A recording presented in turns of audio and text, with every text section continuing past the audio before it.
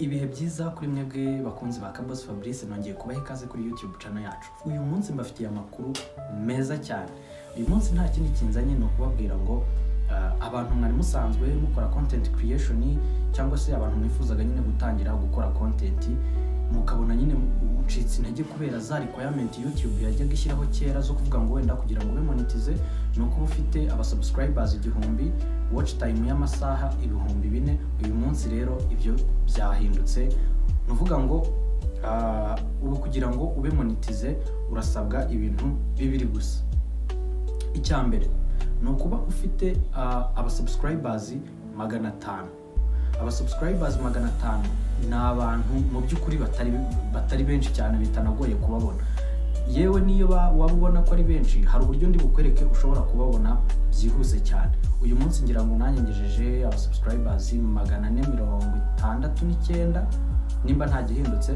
Hanyuma n'amasaha amasaha ya watch time ukaba ufite amasaha 3000, ntabwo akiri 4000. Urumva bagabanyijeho amasaha 1000.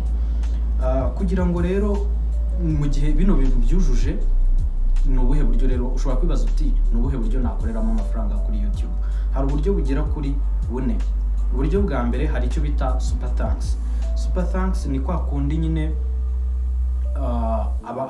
aba subscribers bawe bashobora kuguha amatipu, ariko icyo gihe iyo baguhaye tipu YouTube ifataho ngira ngo 45% wowe ugafata 55%. Muragabana tu. Uburyo bwa kabiri hari icyo bita super chats cyangwa se stickers. Kwa kundi iyo uri kuri live stream uri gukora live ukabona umuntu ahisa kohererezaho wenda agastika cyangwa se akakohererezaho nyine ni nk'agatipo muri make, agahita kohererezaho agatipo wenda nk'akamadolari 10, 20 gutyo. Ku bantu bajya bareba ama live stream yabara aba YouTuber bakomeye wenda nka ba Show Speed ba Kaisenat barabujye ubibona nyine ko nk'iyo barimo kuri live ujya kubona ukabona nyine umuntu agiye amutipinga hagati muri video tu, ni kuriya bagenda babikora. Icyo ngicyo twari tuvuze ni cyitwa super chats and stickers. Ku mwanya wa gatatu rero harazaho icyo bita channel membership. Ahangaha ni kwa kundi umuntu agura membership, tuvuge wenda akavuga ngo wowe ubwawe ushobora gusettinga ukavuga ngo njyewe ngiye gushyiraho wenda content ziri exclusive kuba subscribers banjye nyine bari muri baguze membership. Ukavuga uti wenda nimba nkora video zanjye ngiye kuzajya abantu bari baguze membership nzajya mbashyiriraho na za behind the scene, ukabashyiraho na twa behind the scene z'ukuntu ukora video zawe, utundi tuntu twihariye ku buryo nyine ko babona, ku buryo babona ko izo membership baguze zitapfuye ubusa, bigatuma nyine nawe ugenda uziboneraho amafaranga. Ku mwanya wa kane rero hazaho icyo bita ads revenue, kwa kundi publicity zikina muri video zawe. Hanyuma rero ahangaho ushobora kwibaza uti se ni gute izi requirements zose nshobora kuzuzuza? Ni uburyo butatu butanagoye. Uburyo bwa mbere ni ugucreatinga cyangwa se gukora video ntoya, twatundi bita udushorts. Udushorts buriya tukunda kugira views nyinshi cyane, tukaba twanaguha aba subscribers benshi, noneho ukaba wanakora n'ikindi bita long form content, za video nyine ndende nk'iyi ngiyi nawe uri kureba. Izi video rero zo ikintu zigufasha, iyo umuntu amaze umwanya arimo kuyireba biba birimo kukongerera watch time ya masaha urimo ugenda uyuzuza, ya yandi twabonye 3000 n'ibihumbi 4. Ku mwanya wa kabiri rero ku buryo ushobora guqualifyinga cyangwa se kuzuza biriya bisabwa, hariho icyo bita encouraging engagement, gushishikariza abantu nyine gutanga ibitekerezo, gukanda ama like, kugaragaza nyine ko nabo bari interested mu bintu ukora.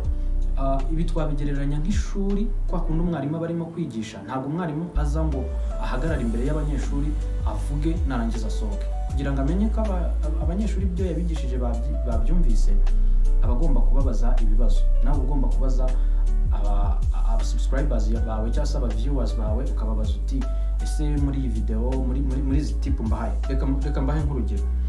Mu hejuru tubonye uburyo bugera kuri 4 ushobora gukoreraho amafaranga hano kuri YouTube.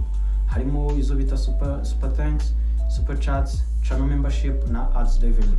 Muri ubu buryo ubona wowe ari ubuhe bwaguha amafaranga cyane? Icyo kibazo uze kukinsubiza muri comment.